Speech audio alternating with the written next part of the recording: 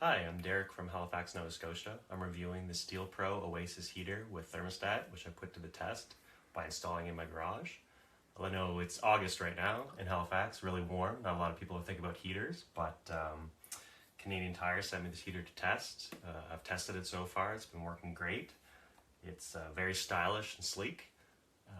I replaced an existing heater in my garage, so the 240 volt line was already run, which is something to consider when installing the heater.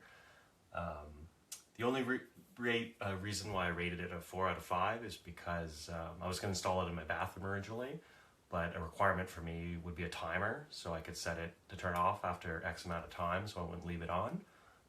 But in the garage, I'll remember to just have it on while I'm working in here. Simple controls, just up and down for the temperature. So you just set it to your desired temperature.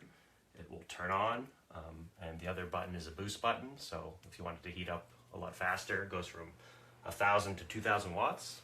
And as you can hear, it's on right now, very quiet, very sleek. So I would totally recommend the Stelpro Oasis Wall Heater with Thermostat to family and friends.